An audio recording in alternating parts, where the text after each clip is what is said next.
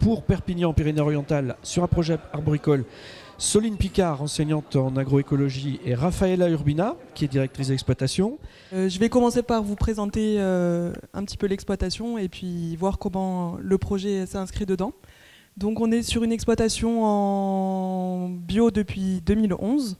On est sur 2 sites distants de 20 km et on a 20 hectares en production sur le site de Rivesaltes et c'est sur celui-là qu'on s'est basé. C'est un site où on a 10 hectares en viti, 5 hectares en abricotier, 3 hectares en olivier et 3 hectares en plantes aromatiques et médicinales en grande culture, thym et lavande. Le projet s'est concentré sur le verger d'abricotier. C'est un verger d'abricotier qui est vieillissant, il a une quinzaine d'années, 15-20 ans en moyenne, les arbres ont 15-20 ans. On a un rendement moyen qui est assez faible de 6 à 7 hectares par an. Et c'est un verger qui a fortement souffert des conditions météo des dernières années. On a fait 2 ans et demi de sécheresse depuis juin 2022. Pendant 2 ans, on a eu une pluviométrie de moins de 300 mm par an. Donc dans ce contexte-là, c'est un contexte qui touche la majeure partie des exploitations de la plaine du Roussillon. J'ai proposé à Soline de travailler avec ses élèves sur une problématique qu'elle vous présentera, je pense. Donc moi je suis formatrice au niveau du CFPPA, donc sur la reconversion professionnelle pour des adultes, donc en reconversion. Et donc formatrice en agronomie, protection des plantes. Et là c'est dans le cadre de mon module d'agronomie. Donc on a répondu à la commande de Rafaela. Donc on l'a fait sur 2 années d'affilée, donc avec 2 groupes différents. C'est un groupe de BP RPL FFP, qui veut dire brevet professionnel, responsable de production, légumière, fruitière, florale et de pépinière. Donc ça forme des chefs d'équipe dans le domaine de l'horticulture en général.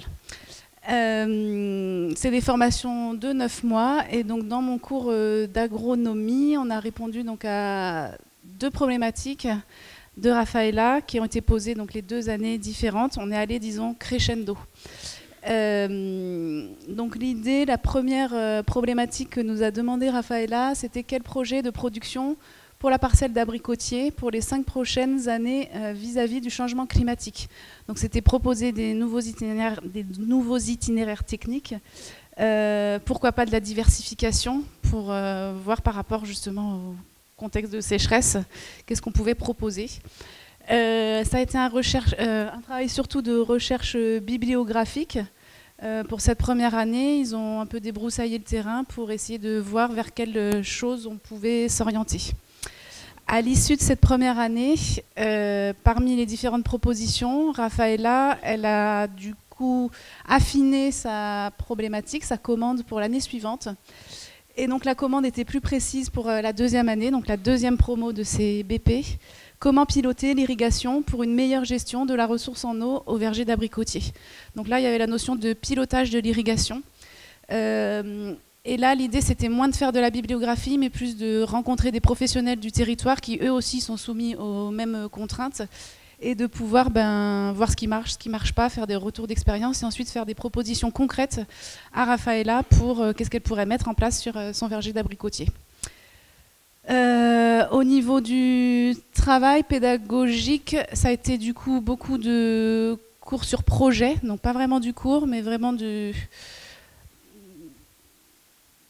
l'accompagnement de projets pour qu'ils puissent proposer des choses, ce qui met sur un temps limité en termes de volumétrie horaire, en termes de temps que j'avais de travail avec eux, et il fallait que ça réponde quand même au référentiel de formation. Du coup, moi, j'ai été confrontée à de la pédagogie non plus descendante, mais vraiment de la pédagogie sur projet, comme vous tous, je pense. Ce qui a été un peu difficile, mais finalement, moi, j'appelle ça de la pédamagie.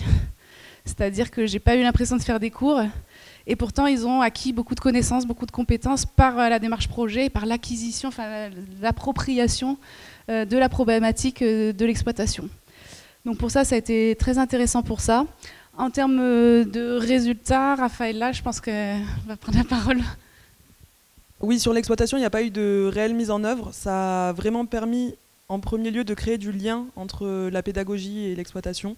Un lien qui s'était un peu rompu ces dernières années. Et par ailleurs, l'exploitation s'est quand même nourrie de ces travaux faits par les apprenants. Et puis, on a planté des pistachiers, on réfléchit à la modification de nos itinéraires techniques. Là. On avance, mais ça n'a pas été des apports directs, on va dire. Ce qui est important à dire aussi, c'est que la première année, ce projet, moi, je l'ai mené seul avec mes apprenants et Raphaëla. Sur la deuxième année, on a réussi à inclure aussi plus de formateurs techniques.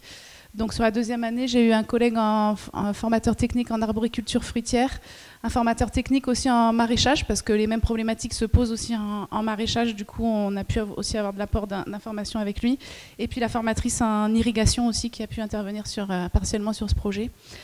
Et ce qui est important aussi, c'est quand même que la sécheresse là, sur notre département, alors pour vous c'est peut-être drôle, je sais pas, mais nous notre problème c'est un vrai manque d'eau, c'est pas un problème de trop d'eau.